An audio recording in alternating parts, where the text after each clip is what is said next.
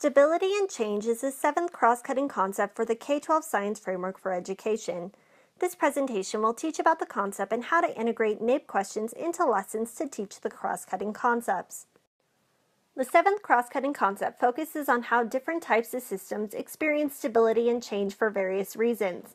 For natural and built systems alike, conditions of stability and determinants of rates of change or evolution of a system are critical elements of study. When teaching about structure and function, students must learn to look at the big picture and for smaller details within each system. According to the framework, stability either means that something is not experiencing change or that small changes are not causing large disturbances in a system. Stability denotes a condition in which some aspects of a system are unchanging, at least at the scale of observation. Stability means that a small disturbance will fade away, that is, the system will stay in or return to the stable condition. The writers of the framework further guide us to understand that stability requires a balance of different components of conditions. Note that stability is always a balance of competing effects.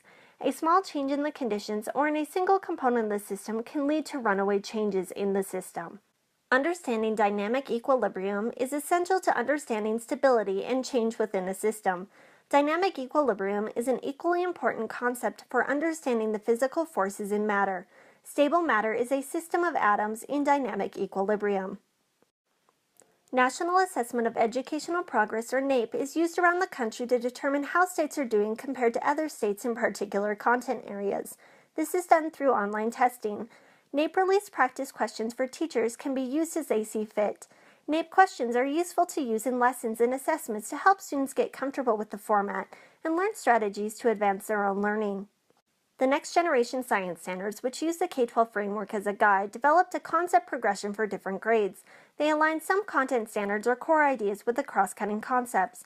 The developers of the NGSS did not identify a performance standard that aligns with the standards.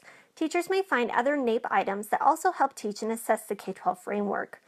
In grades K2, students observe some things stay the same while other things change, and things may change slowly or rapidly. Compare multiple solutions designed to slow or prevent wind or water from changing the shape of the land.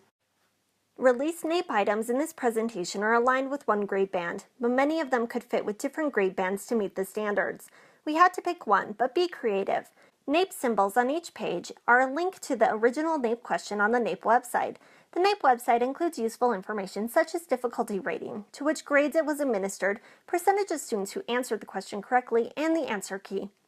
Tom's younger brother is learning how to read a thermometer and asks, why does the red stuff in the thermometer go up when it gets hot outside? What is the correct explanation that Tom can give to his brother?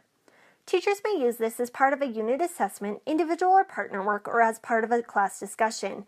This question asks students to think about the changes that happen inside of a liquid thermometer and how they relate to changes in the environment outside the thermometer. What properties of the liquid in the thermometer demonstrate the change that takes place when the thermometer is in a hotter or cooler environment?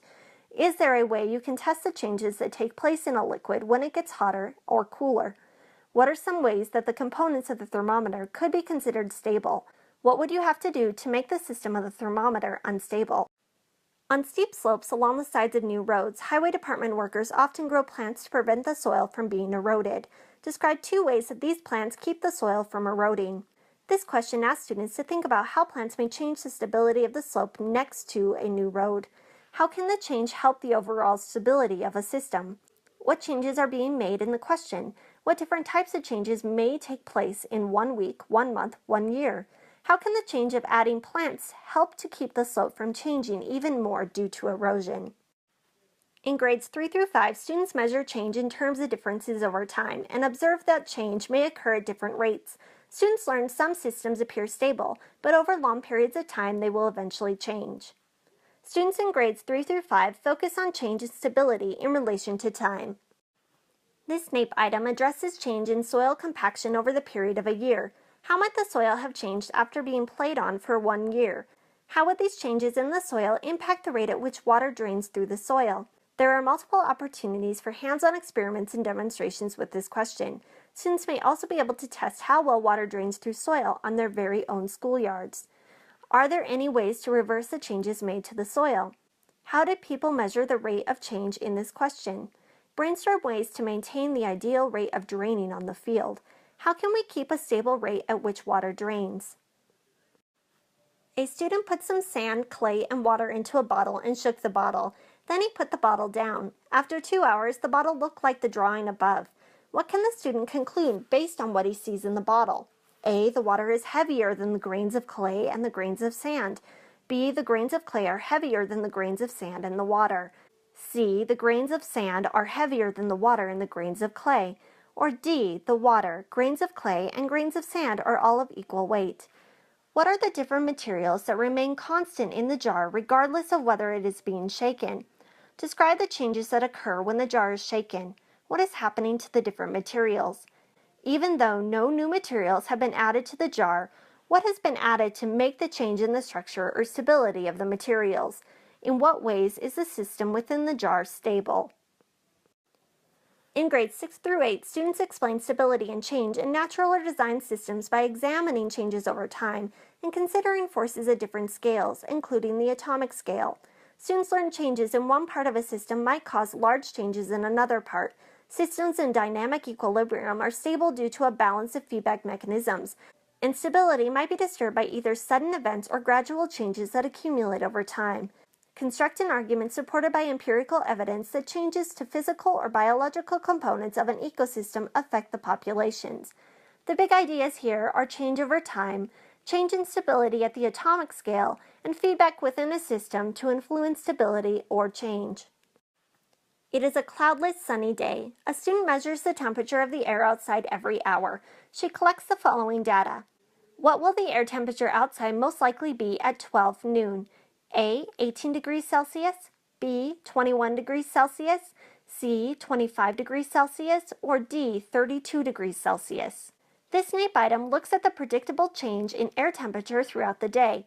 What is added to the system that causes the air temperature to change? Why does the air temperature increase at a relatively predictable rate? How does the system regulate the air temperature so that it does not increase exponentially? If all of the small fish in the pond system died 1 year from a disease that killed only the small fish, what would happen to the algae in the pond? Explain why you think so. What would happen to the large fish? Explain why you think so. How would the die-out of fish be an example of a feedback loop for other organisms in the pond ecosystem? What changes would the pond ecosystem experience if all the fish died in a year? Are there any organisms that would benefit from this change? What are some possible ways the pond ecosystem may find stability after such a die-out? In grades 9 through 12, students understand much of science deals with constructing explanations of how things change and how they remain stable. They quantify and model changes in systems over very short or very long periods of time. They see some changes are irreversible, and negative feedback can stabilize a system, while positive feedback can destabilize it. They recognize systems can be designed for greater or lesser stability. Refine the design of a chemical system by specifying a change in conditions that would produce increased amounts of products at equilibrium. The big ideas here are students can quantify changes, and students can examine systems to look for stabilization and destabilization. Emissions of greenhouse gases from automobiles and factories are often cited as a cause of global warming. Automobiles and factories also emit solid particles such as smoke and ash. Explain how emissions of these solid particles could cause global cooling. This NAEP item asks students to consider how vehicle emissions both contribute to and counteract global warming. Is the atmosphere a controlled or uncontrolled system? How do you know? What does this mean regarding the stability of the system? How do greenhouse gases contribute to global warming?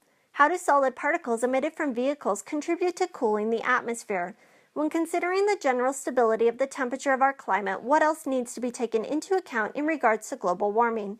What is not mentioned in this question that impacts global warming? Julio wanted to know how his pulse rate changed when he ran very fast. He measured his pulse rate before he started running, while he was running, and 2 minutes after he stopped running. Which graph best shows how Julio's pulse rate changed?